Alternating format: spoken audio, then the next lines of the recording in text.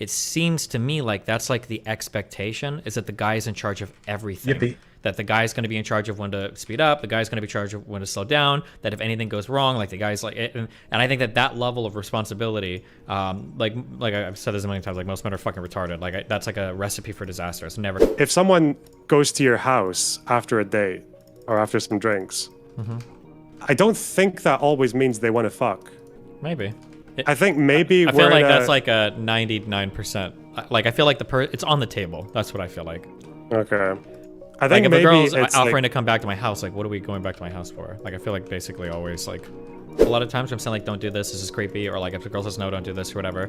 But I think because so much of it is written from the woman's perspective, and that's where we see kind of like all the mistakes being made and all the accusations being dropped, probably it ends up being more slanted towards like I don't know why she did this particular thing, or like if you're a girl, like you probably shouldn't do this, like this is like gonna get you into trouble, etc., etc. Go. What do you got? okay, yeah, what, you've been accused of crimes most foul. Okay.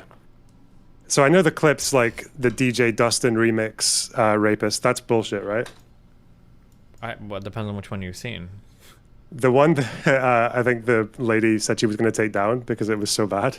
Oh yeah, I say that I don't want to misquote what I said, but I think it was basically like I think that the things that play into like rape culture are it's men being too aggressive and women being too passive, basically. Were like the two things, but it got edited to just like me saying women are too passive, and then yeah. Based. Okay. Based. Yeah, because I did some reading about this. A couple of studies, mostly like reinforcing each other. If someone, yeah, so if someone came to ask you like, how do we like reduce sexual assaults? You would say men stop being so aggressive and women be less passive. Yeah, I would say men need to look for like we need to have a good conversation about what enthusiastic consent looks like, and then women need to have like the ability to say no and to have like some level of autonomy over themselves. Like you need to be able to put up a boundary. You need to not be such a people pleaser all the time. You need to learn how to say no. Do you think those onuses are equal, or do you not look at it that way? Percentage wise, I mean like I think 99% of rape can probably be stopped on either side if either side pushed 100%, but realistically we're gonna probably have to meet in the middle somewhere. Like I think like if you went like hardcore on the woman's side, like carry a pocket knife, you know, all this shit, like I think you could probably stop like 99% of rape, just like make women like murderers. And then on the guy's side, if you're just like super respectful, you could probably also stop like 99% of rape, but there's still gonna be like somebody got too drunk and felt differently afterwards or some shit. But in general, I think the solution kind of has to be like in the middle or whatever. Do you think to those two kinds of advice, do you think men and women are I'm already going off my script here. Do you think both of those sides are equally receptive to that kind of advice?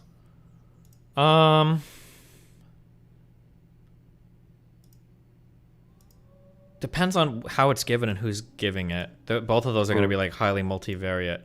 Like I think you can do like enthusiastic consent where guys are pretty receptive to it, as long as you don't present it in like the most cucked fucking way imaginable, which it often is. And then on the woman's side, like being able to put up like good boundaries and like being able to conduct yourself in a way that like maximize, like I think you can also do that in a pretty good way too. It just depends, but it can't come off as obviously like victim blamey and yeah. Yeah. Do you think the men advice comes better from men and the women advice comes better from women generally? Generally, yeah, maybe. No, actually, I think actually it probably has more to do with your political side than anything else, actually. No, really? Nowadays, because everything is political. Because like progressive men aren't going to give good advice to normal men. I don't think it's going to come off as super cocked. It's going to like be like, yeah, I think it's going to feel like super cocked. I think I agree with that. And then like, yeah, but conservative women can probably give good advice to like right-leaning men that are looking to fuck or whatever and not be too cocked about it. It's going to depend, I think, on the political affiliations. Yeah. Okay. What else was I going to... so it feels like... Yeah, so the like two of the main things there are... I was reading the study that spoke about different approaches that they try in universities. I feel like most of the research on this stuff is like best coming from those areas because it's almost like a controlled environment. Like you can control what people are learning or what kind of posters are going around the place or what kind of like advice is being given at seminars and shit like that. So and also it's just like it's like when people are quite young and everyone's horny and shit.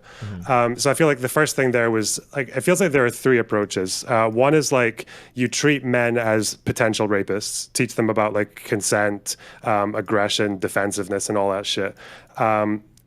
the other one is you treat women as potential victims, where you say like, well, here's what you have to do. You've got to like assert boundaries. Here are some red flag systems you can develop. Here's how to defend yourself if things do escalate. Here's what to notice to avoid things getting to a position where it's too late.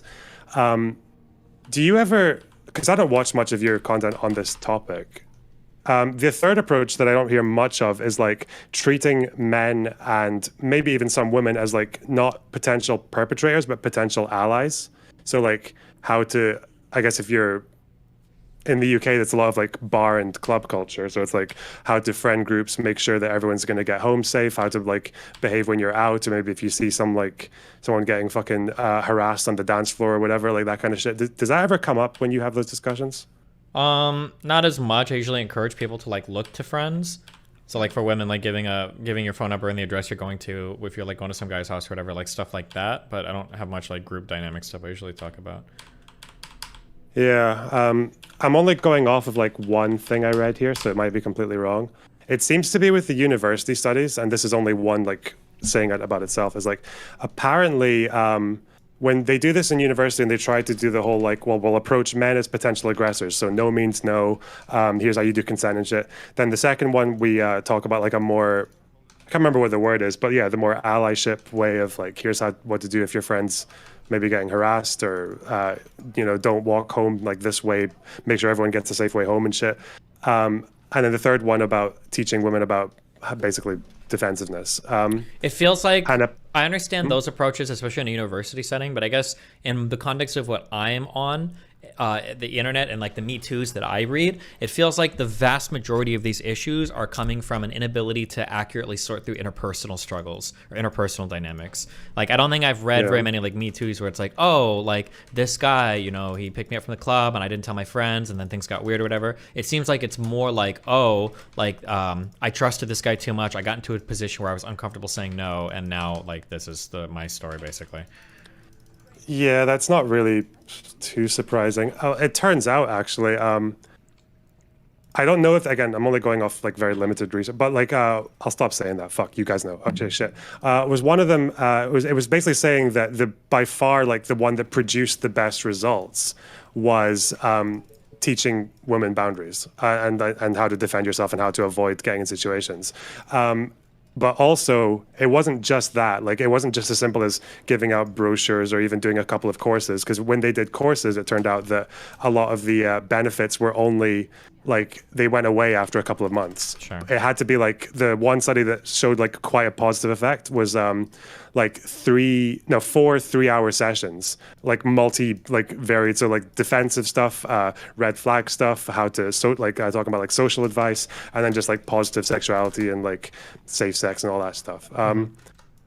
So it does make you think, like, if you were in charge of, like, an environment like a university, it's like, and you had to choose between the three approaches, you would probably, to get the best results, like hypothetically choose the one for women asserting boundaries because it seems to have the best results. Yeah, maybe. I think the broad hookup dynamic that I kind of look to that exists today is that like women are basically in charge of pumping the brakes and men are kind of in charge of like hitting the gas. So and like both sides technically want the man to hit the gas because ultimately like both sides are looking to hook up, but like the harm is only going to come if the woman doesn't know when to push the brakes or if the guy is going to operate the gas and the brakes. And I find that the more conversations I have, it seems to me like that's like the expectation is that the guy is in charge of everything. Yippee. That the guy's going to be in charge of when to speed up, the guy's going to be in charge of when to slow down, that if anything goes wrong, like the guy's like, and I think that level of responsibility, like I've said this a million times, like most men are fucking retarded. Like that's like a recipe for disaster. It's never going to be a good setup, I don't think. Yeah. So hypothetically, I guess if it were the case that teaching women assertiveness is like the most effective way to reduce assaults, regardless of how shitty that is, like placing the onus, you would probably still like say that should be the one that's pushed more if it has the best results. Yeah, of course. And then obviously there has to be the conversation on the male side too, where it's like, okay, well, like this is probably like we can do better in terms of like how our hookup and dating culture looks, right? Yeah. So my next question is, would you still have the same approach? Not if you were to say not speaking to university, but speaking to an audience that's like 95% dudes. if I was just giving advice like on my audience, like I think the vast majority of that advice is probably going to come on the guy side because it's 95% men, right? So I'm gonna assume that because I haven't seen much of this content, is like, how I don't know, but you can tell me, how proportionate would you say you are when it comes to that advice? Because obviously, if you go by Twitter and what's viral, it's like you're always talking about what women should do, right? But I'm guessing. I mean, is it like not I the feel case, like or- when we do, I feel like when we do like the. I'm trying to think of a more optically friendly thing than rape review. But when we do a lot of the rape reviews, I feel like there's a lot of times where I'm saying like, don't do this is creepy, or like if a girl says no, don't do this or whatever. But I think because so much of it is written from the woman's perspective, and that's where we see kind of like all the mistakes being made and all the accusations being dropped, probably it ends up being more slanted towards like I don't know why she did this particular thing, or like if you're a girl, like you probably shouldn't do this, like this is like going to get you into trouble, et cetera, et cetera. But then I'm also arguing on the other side too, where I'm fighting against a lot of progressives who are saying that like, oh, like women can't do anything, and so then I'm also encouraged to give more advice on the side. Well, no, there's a lot of things that women could do. So it wouldn't surprise me like if in the totality of all my shit, like more of the advice is geared towards women, even though I have a predominantly male audience, just because of like who I end up responding to so much. Yeah, because I feel like again, just from like stuff that I've seen, it kind of sounds like when you're having those discussions about like women's boundaries, I think a lot of the analogies, it almost sounds like fuck, what's the word? Like a woman who maybe puts herself in unsafe situations. It sounds like a kind of like poking the bear thing, right? Like it's not your fault morally if you get hurt, but like there are things you can do to reduce the harm. But I guess like the difference is that men are obviously like not bears, so you get like a lot more, like you can actually control the behavior of men. A little bit.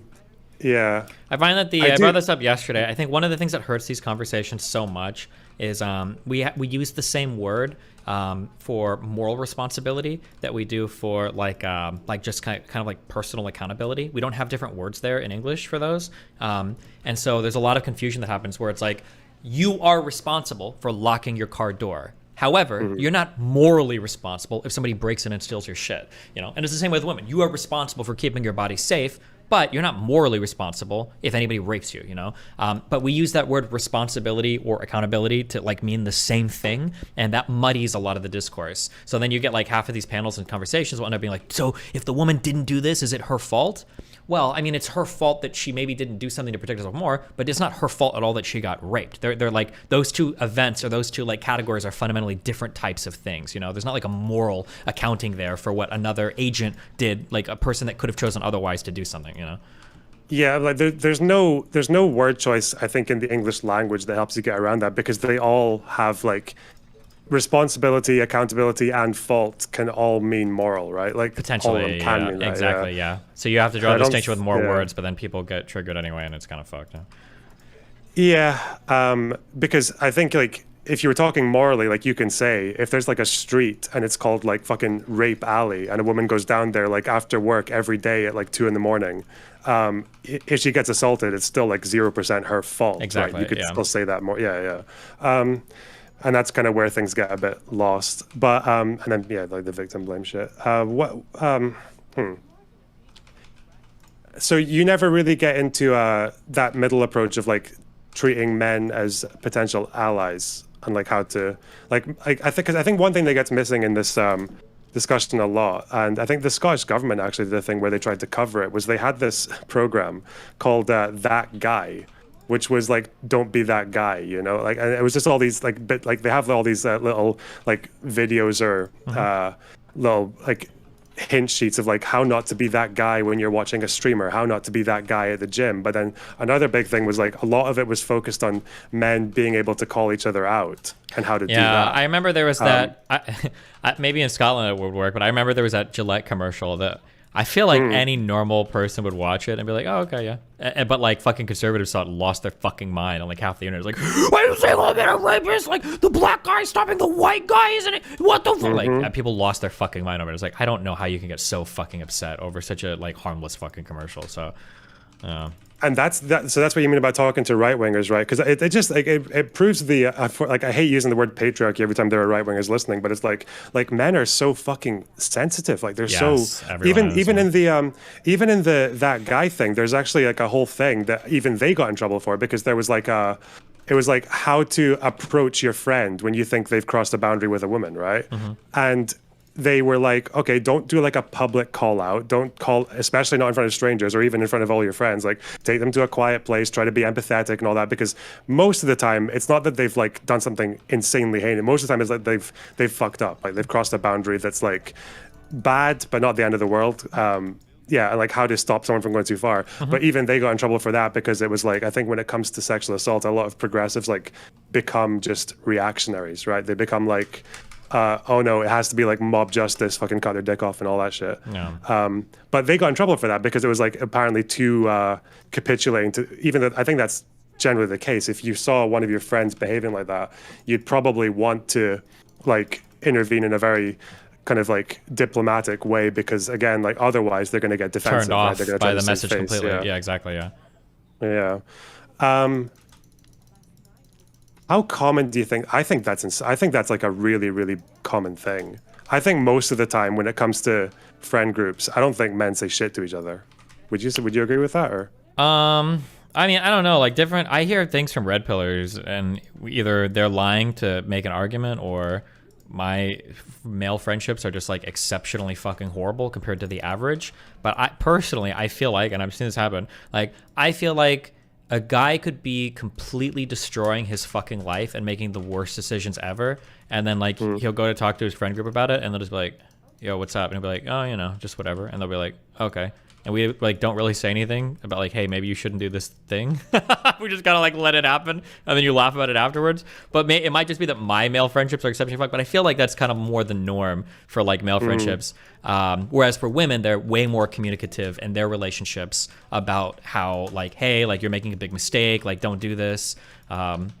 Damn, you know what would be really interesting is to write a story where you like name things like this, but you don't actually gender the participants, and then you ask them at the end, like, what gender do they sound like? Because I feel like if I were to explain this, like, you know, like A, it has a big decision coming up. B, C, and D are all really worried about them, and they have a big conversation with them to try to, you know, say like, hey, is this a good decision, blah, blah, blah, blah. I feel like 99% of the time, like, those are women, almost always. And for men, it's like, we just kind of like sit and watch, you know, the world fall apart. But, I could be wrong, but yeah.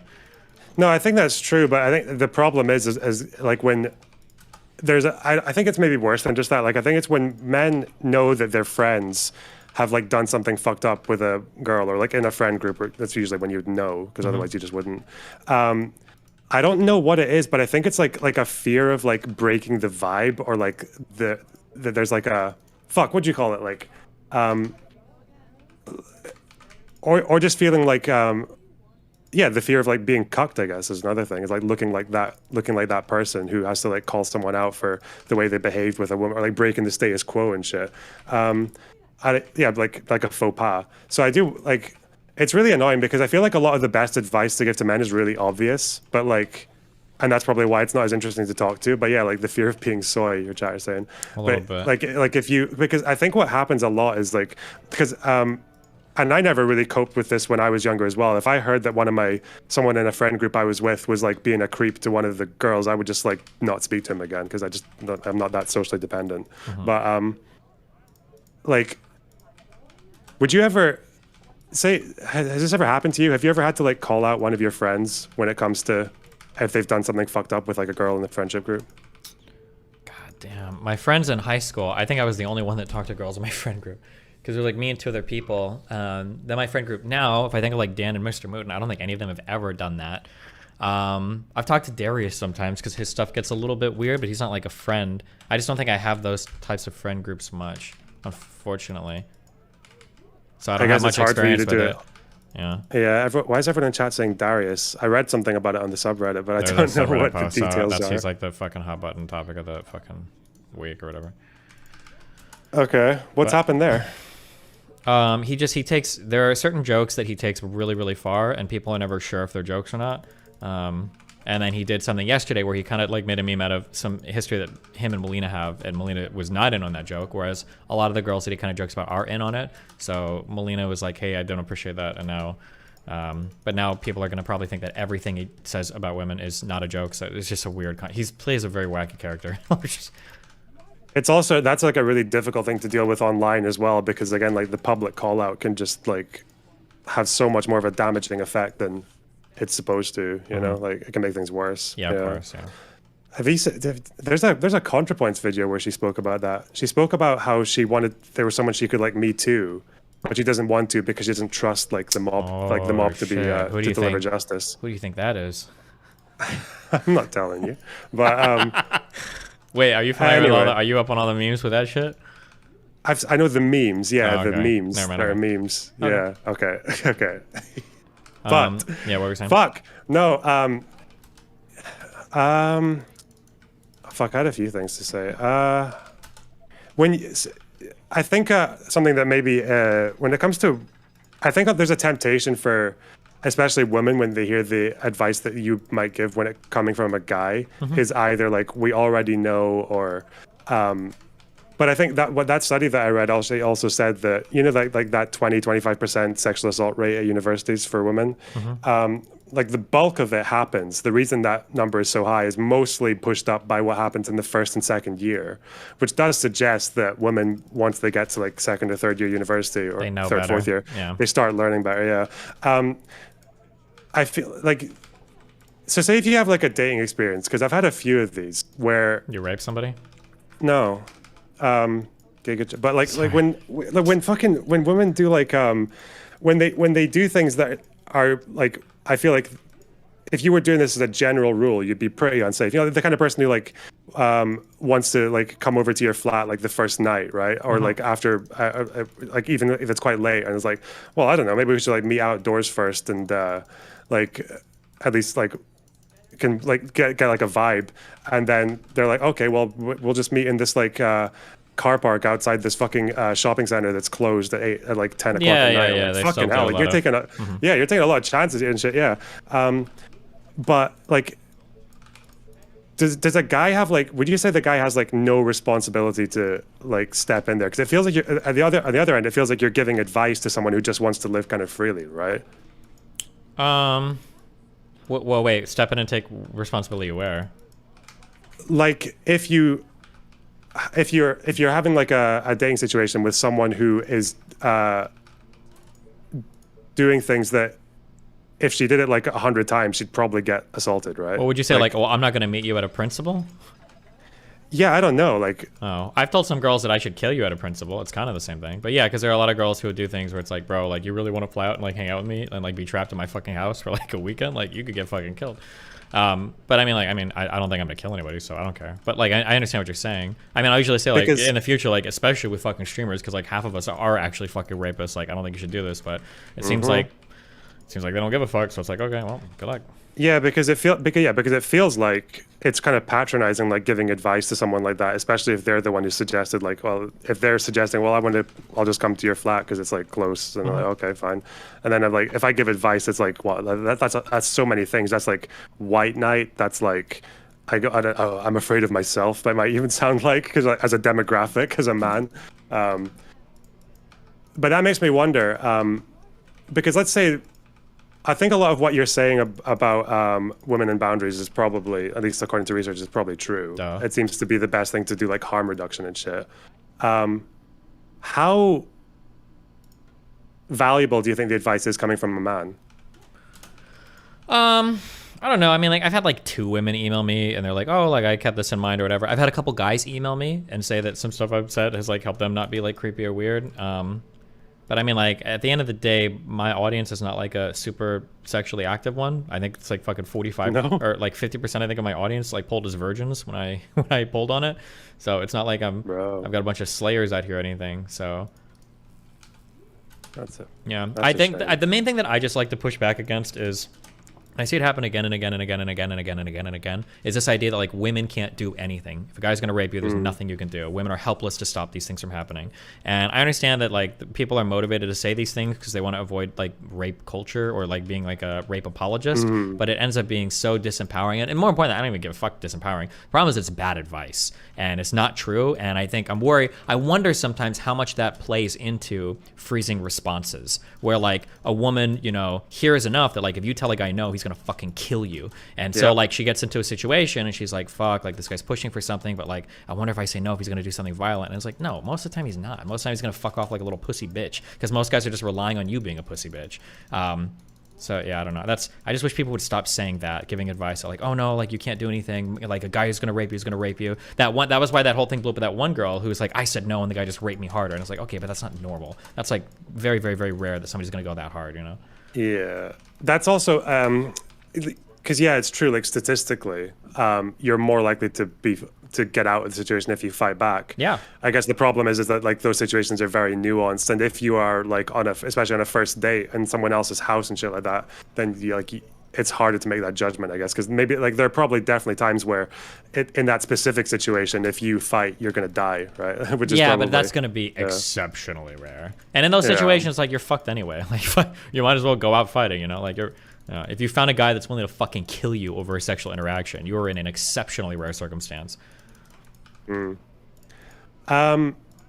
you talk about how men are retarded and they don't know anything about boundaries or like fucking communication and shit like that, sometimes I get the feeling, and I know this upsets quite a few women, I think we're just in one of those times in life where you just have to communicate absolutely everything. Do you think that's generally good advice? To communicate everything? Yeah. I think we're in a situation now where that's like the best we can do just because of the gender dynamics, you know? I mean, you could if you want to. You don't have to. Like, really, it's just like, don't be like a selfish prick. If you're just not selfish and you kind of like keep in mind like, what do I think the other person wants or how are they acting, whatever, I think you can figure out most sexual situations. But the problem is people in general are selfish, especially men when they're horny are really just thinking about like, you know, busting a nut, and then you don't really think about, you're not very considerate about what's going on with the other person. And then I think that's where a lot of the kind of weird, uncomfortable, misinterpreted situations happen. Yeah. Someone in chat's asking, why does that upset women?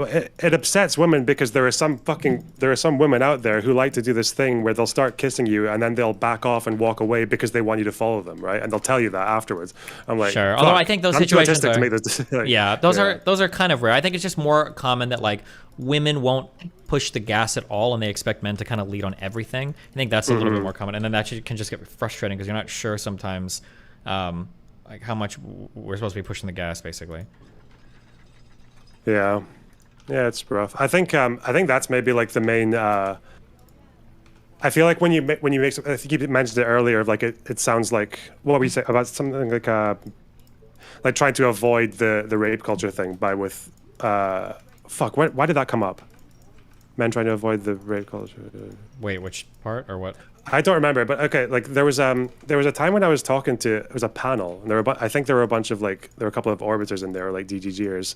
And I remember I said this, it was such a weird experience. I said this thing about, the panel was about whether it's okay to wank to the thought of your friends without telling them. And one of the things that came up was like this, I mentioned this really creepy thing that a lot of men will do is they will just hopelessly drag their heels being friends with a woman because they're like in love with them and they think eventually it'll be their turn, right? Yeah. And then immediately, the panel, all like in fucking unison, jumped at, oh, but what about the woman who take advantage of that situation and they're emotionally abusing the guy? And I was like, what the fuck happened here? And then apparently it feels like they might have got that from you.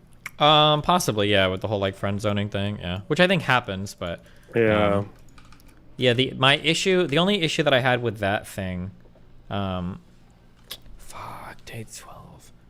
I'm not gonna be able to finish this. The only issue that I had with that. The issue that I have with like the friend zone thing is that like for friend zoning, the responsibility seems to fall on the man to figure out when the woman is not interested, and then for like I did this like friend zoning in my opinion is like emotional rape. I gave this take and people got really mad. And the comparison that I was trying to make basically is just that like when you friend zone somebody, basically what you're doing is you're taking advantage of somebody hardcore in a way that they probably wouldn't consent to. If the guy knew there's no chance of a relationship, he probably wouldn't pursue as much like simpery or whatever the fuck with that particular girl if he knew. And the girl should have some understanding of that, but they don't, and they don't care. But then the onus falls on the guy. People will make fun of the guy for it. Like, what a fucking loser. You got friend zone. Like, you should know, blah, blah, blah, blah. And I was like, okay, well, like, but when it comes to rape, like, now the guy is supposed to be in control of all of his stuff, understand what the woman wants. Same thing with the friend zone thing, too, though. Even when the woman's getting what she wants from the friend zone thing and she's got the leverage, the guy's still supposed to have, like, the wherewithal to know when to stop and everything. And it's like, it just feels like in every situation, like, all the responsibility falls on the men all the time to figure everything out. And it's like, we can do that, I guess, if you want. I don't mind doing it. I think I navigate those situations exceptionally well. But I don't think it's reasonable for everybody to. And I think you're putting yourself in a situation where, okay, well, people are just going to get raped then. Because, like, that's the culture, essentially, that you're setting up. Is that men have to figure out everything from both sides all the time. And it's a situation where the only party that can really get harmed, like, You're not getting like physically harmed in a friend zoning thing, and in rape situations, it's always going to be the woman that's getting harmed. So yeah, I don't know. It just seems silly to me, but Yeah, I think because you mentioned a situation where I guess the guy hasn't said anything to the woman and she hasn't said anything back to him. So I think in those situations, the problem is just that people are a lot worse at mind reading than I think we might think they are. There can probably be a situation that lasts for years where the guy thinks he's going to get something out of this friendship more than like being more than just friends, and the woman just thinks this guy's just my friend, and that can go on for years. But I think what happens more often is the guy does express some interest. The woman says no, we're just friends. They stay friends, but then every now and then the guy gets like very obviously jealous when she's like speaking to another guy, or like there's just like hints get dropped, but then the woman maybe doesn't want to lose a friend, and she's just like, oh wait, no, this is definitely fine, you know. Yeah, where the woman should be like, you need to cut this guy off, like, come on. yeah, but then that's where I wonder, like, if let's say your audience 95%, is it 95%? I'd imagine it's about that, right, guys? Yeah, probably. Yeah, or 92%. So, yeah. So I feel like if that's ever going to happen in either of our audiences, probably it's going to be the guy, isn't it? To cut that off, I mean, unless the woman is going to be like really, really, really cool, yeah, it's probably going to be the guy that has to realize like, okay, like I'm wasting my life on this. It's not good. Yeah, I think that's maybe just what happens, because when I brought that up in that panel, and then it was immediately just, what about the woman doing whatever emotional? I think emotional abuse is probably a better word, but yeah. Yeah, I think it sometimes sounds like when you get these, I don't really know if this is your fault, but like when this other side thing comes in, it just becomes like such a good weapon for like misogynists to just deflect, right? Like, yeah, unfortunately, yeah. Yeah. Do you ever feel like you have any control over that, or? I mean, all I can do is try to speak to both sides as much as I can, I guess, and try to be as concise as possible in that, but, yeah. And you said you had emails from both like women saying that you helped assert boundaries and men saying that you helped not be but not be more mindful about it. Not too many. I don't have very many sexually active people in my audience, I think. But I do get them occasionally. Yeah. Can I pull your chat? Well, yeah, go for it. Knock us out. So I want to see a 1 in chat if you're a woman and listening to Dustin has helped you assert your boundaries better. This is gonna be troll as fuck. You can try to run a formal poll, but like, this fucking I know. Actually, there's going to be a bunch of, okay, it doesn't matter. It's fine. The second one I was going to ask was if you're a man and listening has helped you be more mindful of women's boundaries. I would imagine there'd have been more 2s, but yeah. That's okay. Don't worry about it. Fuck. I had another question, but I forgot. Oh, I think I'm done with that topic. Maybe. Oh yeah, what's this thing about if someone goes to your house after a date or after some drinks? I don't think that always means they want to fuck. Maybe. Yeah. I think maybe I feel like that's like a 99%. Like I feel like it's on the table. That's what I feel like. Okay. I think like if maybe a girl's it's offering like, to come back to my house, like what are we going back to my house for? Like I feel like basically always like, I'm not saying it's like guaranteed or that like I've got like full reign to like do whatever I want to this person now that they're at my house, but it might be different in Europe too. I don't know. Somebody just said that in chat. I don't know if I believe that, but maybe that could be it. Maybe it's just my feminine energy, but like there have been lots of times where people just want they just want to come back and cuddle after the first or second date. Even like friends do that quite a lot here. I don't know. Maybe, yeah. For me, I would consider cuddling to be almost more intimate than sex. I feel like if I've got somebody that's like willing to like do the cuddling and everything, then we're probably already fucking in general. But that just might be an assumption, I guess. Oh. Yeah. You know, yeah. I don't know if it's different over here than it is there. I think there is some. I've heard this from some women, is that like if they are going to stay at someone's house, like, but they don't want to fuck, they feel like they just have to say it. They'll just be like, oh, I'll stay at yours, but we're not fucking. Sure. And actually, shit, Americans have told me that more often. Yeah. Oh, okay. I think I just learned on the spot. Cool. Did you, this philosophy tube tweet about gender dysphoria? It's probably just supposed to be some shit about how we don't want the NHS gatekeeping the diagnosis or some shit, but it's playing so hard into the hands of like all the conservatives that like trans people are basically just on some aesthetic shit, which a lot of people in the comment section seem to be defending. Like, okay, who cares if trans surgeries are just aesthetic? And it's like, okay, well, Yeah, because there's a lot of comparison to like if a cis woman starts losing her hair early, she gets HRT no problem, right? Or like whatever the fuck you need to keep your hair growing. But I guess the problem there is it's very easy to prove that a cis woman is losing her hair too early. It's maybe harder to know for sure if someone's like trans or not, or like at least to the point where they need healthcare. Yeah. Or priority on healthcare, right? More than someone who just wants it for cosmetic reasons. I also wonder if you think that it's like, do you know much about the history of like gender dysphoria as a diagnosis? Because I'm like, is it true that it's like the people who came up with it were disgraced or whatever? I haven't been able to find out much about that. No idea. Okay. Do you think it's the case that gender dysphoria is like too badly gatekept by health systems now? Like doctors just do a lot of like shit that they maybe don't need to find out if someone needs healthcare. Well, it feels like the issue that we're running into right now is that way too many people are IDing as trans. That like it's like a huge explosion of people that are doing it that is causing medical professionals to get scared. Okay.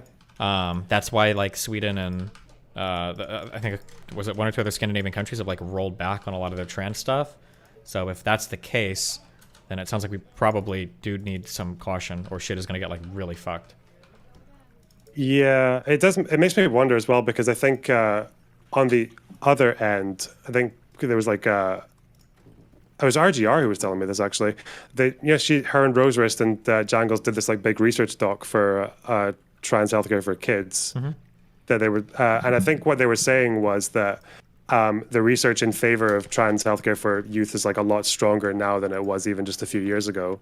But I think the problem is more like what discipline you use to decide who needs it and who doesn't, right?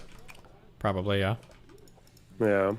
Are you talking about like the difference between like psychology versus like biology, or just like whether like what procedure you go through to find out if a kid like really needs healthcare? Whether you have to like go through some kind of like CBT first because there might be like comorbidity, or whether you need to take like 6 months or a year or 3 months. Like I think that's kind of where things get a bit difficult, right? It's like because every country seems to have a different like time frame or a different like level of attention they pay to a child before they start putting them on blockers or HRT. But I don't know. It seems to like. Do you know about the? I think Chud was telling you about this a while ago. Do you know about the self-ID laws in Scotland? Nope. So we had a self-ID law. There were like 3 big changes that they made. So it used to be the case that it was for birth certificates and death certificates was the main thing, and also for marriage, was that if you wanted to change your gender on either of those documents, you used to need a gender dysphoria diagnosis and to have lived in your gender for like 2 years. But now they've taken it down to you don't need any gender dysphoria diagnosis and you only need to live in your gender for 3 months. Do you have any like opinions about that? This was for a death certificate? Birth, death, and marriage, yeah. Well, how could you do birth certificate for how long somebody's lived in a body? Well, you just change the gender on their birth certificate.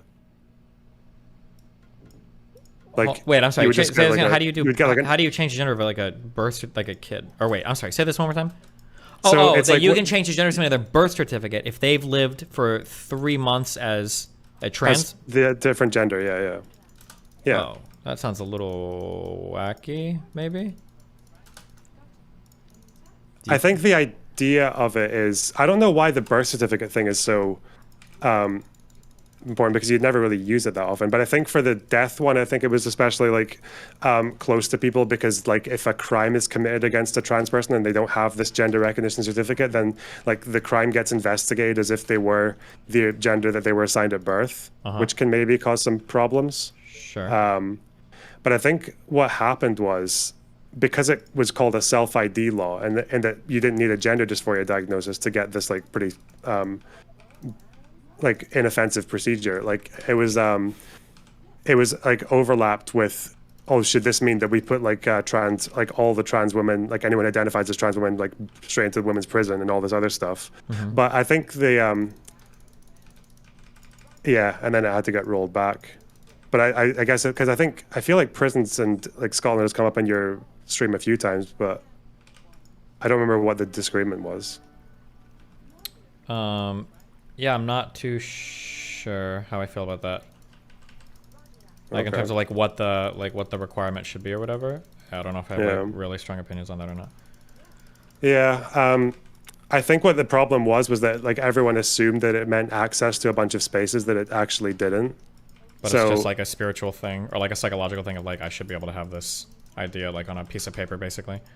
Yeah, but there was this huge fuck up where like as soon as this thing got passed, the British government tried to block it, and then after that, for the first time ever, someone was found guilty of rape and raping two women. They transitioned, so they became the first ever while they were on trial. So she became the first trans woman in the UK or in Scotland, sorry, to get a rape conviction. And then there was this whole argument over whether or not she belonged in the male or female prison. So she goes to the female prison in protective custody for risk assessment for 72 hours, and then gets transferred to the male prison. And then they were like, "Oh, the government's U-turned. You said that people could self-ID as women, so why is she not in the women's prison?" Yeah. And there was just some, yeah. Where do you stand on? Where are you at on the whole self-ID thing? Just curious. Sorry.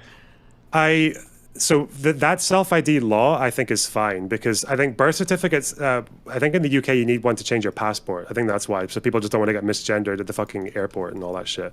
I think for like basic like documentation like that, I don't care. It's like pretty harmless because it doesn't actually it doesn't actually interfere with prisons or anything else. It's just like is what it is. Self-ID in that what, like you're trans because you say you're trans? Yeah. Is that what you mean by that? I don't really think that's the thing. No. I have lots of love for like the xenogenders and all that shit, but I think it's a different thing. It's like a different approach to gender from like someone who's trans and needs like HRT and shit as a kid, you know? It feels like a lot of people are pretty blatantly open now that like gender for them is just kind of an aesthetic and that's okay. And that kind of bothers me, but it's like screaming into the wind. I don't know if there's like not much to be gained having those arguments. Yeah, like I always notice it, especially in my personal life, because I've dated like a few trans people, like normies in real life over the last couple of years.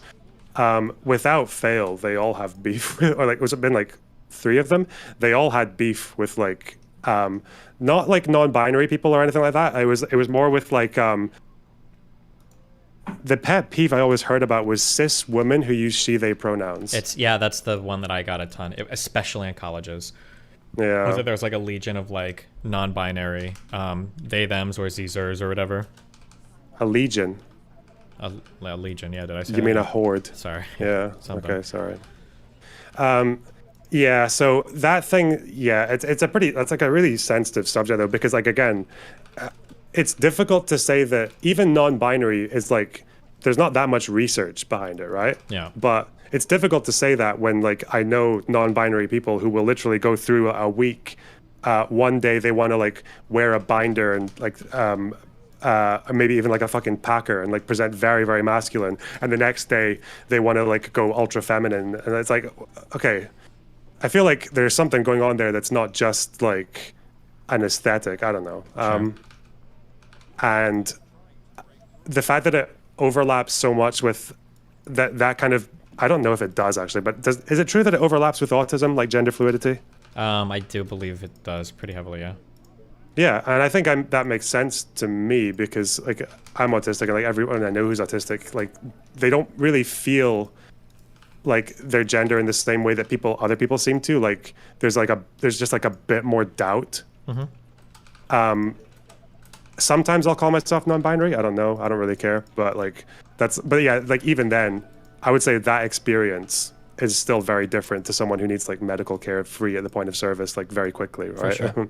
Yeah, I think that's the big difference. So, Uh, Someone in my chat's asking, what's your, have you seen the Michael Knowles problems recently? Michael Knowles problems, no. His anti-trans rhetoric, eradicate from public life. Yeah, I've seen a lot of that, yeah. How does that factor into the trans genocide argument to you? Genocide is just, it's like when I think of genocide to me is like, well, I think genocide is, it's basically like there's some group that you recognize as existing, like a certain ethnic group or religious group, and your goal is you want to eliminate that group. I feel like for trans stuff, it's such a different topic, because like a lot of people, like if you don't believe that trans people are real, like is it conventionally like a genocide? Like if people want to call it that, I guess I feel like it doesn't further the conversation much, and I still don't think we're anywhere near in the United States of getting to the point of like actually like killing trans people. Although for them, like passing anti-trans legislation is enough for them to call it a genocide. But the only thing that makes me scared is that like if we keep pushing in really wacky directions, I mean like we could turn it into a self-fulfilling prophecy, which would be sad. But whoa, well, like people will get so triggered online that they encourage a genocide. No. I'm sorry. That like so for instance, like the stuff around like the self ID stuff and the stuff around like, oh, like anybody can be trans, and like, oh, like it's very, very worrying that I've seen so much rhetoric lately after the Abigail shit that a lot of people seem to be pushing this idea that like, oh, trans is just like an aesthetic. Oh, like I do just want to look like this, and that's fine, and that's okay. Yeah. And it's like, okay, but like when we're talking about like surgeries for children and stuff, you're putting yourself in the worst rhetorical position possible. Like this, you're looking more rhetorically horrible than I am most of the time when you're starting to occupy these positions unironically. So yeah, I don't know if the discourse keeps moving in that direction, then I'm worried that like it's going to get to a point to where conservatives are going to have like more legitimate ground to fight on. Like I feel like with that trans athlete shit, I feel like a lot of turfy people probably felt really justified when people were literally taking up this mantle of like, yeah, you know what? We should actually remove women's sports. I don't know why they exist at all. Women's sports only exist to protect men, you know? And it's like, okay, well, that's a little bit wacky. So if people push in that direction, then maybe conservatives do get more outraged against it. But yeah, I don't know. Well, I think people really shot themselves in the foot when they said that like sex and gender are different. It's like sex is your biology and all the real things, and gender is all the social things, because that's what TERFs say. Because then, oh, why don't we just get rid of all the gender? Because it's all oppressive, right? Yeah. And then transness stops existing. I don't know. I think I've become quite comfortable saying that, although they don't think being trans is real, like Michael Knowles and shit. So what does that mean, right? Like I think I'm happy to call someone like Michael Knowles like probably genocidal, like not like he's doing it, but like, thank God there's like 8 billion fucking institutional and social barriers between him and the world he might get if he had absolute power for 10 years. Sure. But it does make me think like, yeah, if you think being trans is like not real, but then there are a load of trans people, then you might think, well, if you eradicate from public life, what does that mean? That means like maybe if you find a kid who's got that, you might want to think that like the best way is to therapy them out of it. So you've got conversion therapy, and there might be like taking them away from their parents. There might be like, and then what if you fail at converting them, and what's the next solution? Yeah, so I don't know. That is kind. Would we call it? I'm curious. Like, would we have said? I'm asking this, but I think some people have retroactively said this. Would we say that like during the AIDS epidemic, was that like a gay genocide? No. Really? Okay. Like, I mean, like, I agree that I don't think it would have been, but like, I think you could have argued that, like, I think there's a stronger argument that that was a gay genocide than anything happening to trans people, because there was like a concrete problem affecting a lot of gay people, and the government didn't seem to care about it until I think Lil Ryan got sick with a bad blood transfusion, and then they were suddenly more interested in dealing with it. But yeah.